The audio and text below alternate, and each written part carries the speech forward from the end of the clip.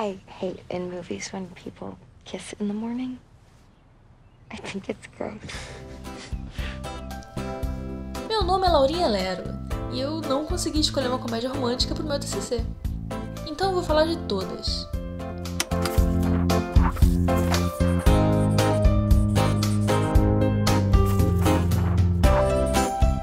Já aconteceu de você ver um trailer pensando, eu acho que já sei tudo que vai acontecer nesse filme, e aí assistir o filme assim mesmo e chorar quando acontece a coisa que você já sabia que ia acontecer? Então eu tenho uma história pra te contar que é a sua cara. É a história da comédia romântica. As primeiras comédias românticas, lá da década de 30, já traziam vários elementos que são comuns nos dias de hoje, como uma protagonista super bonita, espevitada e cheia de personalidade, e um pretendente todo atrapalhado com quem ela não se dá muito bem, mas que está disposto a tudo para conquistá-la. A fórmula fez sucesso e desde então um casal protagonista obrigatório de uma comédia romântica são duas pessoas que não têm nada a ver uma com a outra. Claro, é assim que funciona. Se elas combinassem, não era filme. Ninguém liga a TV para ver um casal sendo feliz. Então não é uma questão de se o casal do filme dá certo, é porque não dá certo. Oh, you are already falling in love with me. I'm gonna make you wish you were dead. Você tem o caso da mulher que trabalha demais, ou da mulher que estuda demais. Geralmente, essa é uma mulher que tem muito sucesso na carreira, na escola, na faculdade. Ela é uma profissional respeitada, uma aluna querida pelos professores, pela família, ou seja, ela é super infeliz. Que é o caso da protagonista de Amor Garantido. A mulher tem irmã, cunhado, sobrinho, tem casa própria, escritório, 2 funcionários CLT. Mas é claro que isso não basta. Falta na vida dela um temperinho, um algo a mais. E esse algo a mais vem em forma de um homem, que não é quem ele parece. Isso porque outro problema que os casais de comédia romântica enfrentam é a falsidade ideológica. Um crime incomum na vida real e inescapável no cinema, porque a base de um bom romance é a mentira. Com o passar dos anos, as mentiras vêm ficando mais complexas.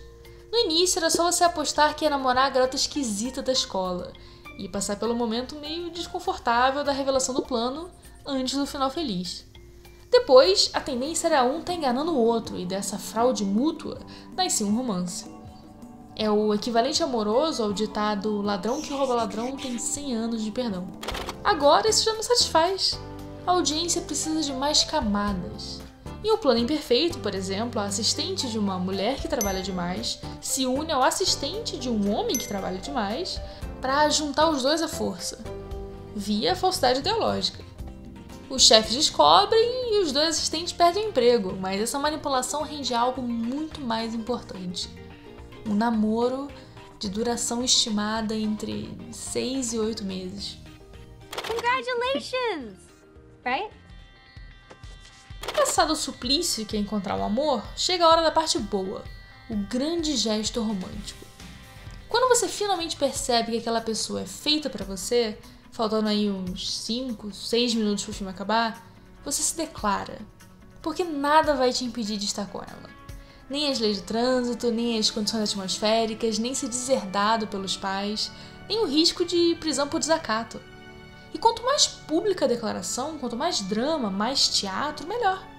Imagina um filme terminar com a pessoa dizendo: eu gosto de passar tempo contigo, vamos sair pra tomar um chopp um dia desses? Se conhecer melhor? Ver no que dá? Qual é a graça? Em quase 100 anos de comédia romântica, a fórmula continuou evoluindo e até se desmembrando em subgêneros, como a comédia romântica paranormal, a comédia romântica LGBT, agora que existe a tecnologia para mostrar um casal não hétero se apaixonando. Mas o segredo do formato é que a essência continua a mesma. Esses filmes revolucionaram o que a gente entende por cinema, já que a comédia romântica quebra o paradigma de que a história de um filme precisa ser nova. Toda comédia romântica é igual. Você tem os baixos, que são as crises, os mal-entendidos, os podres revelados, e os altos, que são a pessoa fingir que nada disso aconteceu. É que nem ler notícia de casamento de famoso. Você não tá ali pela sensatez, pela maturidade.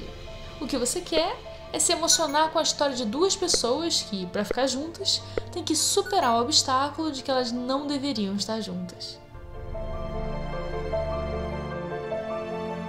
E aí, ficou legal o TCC?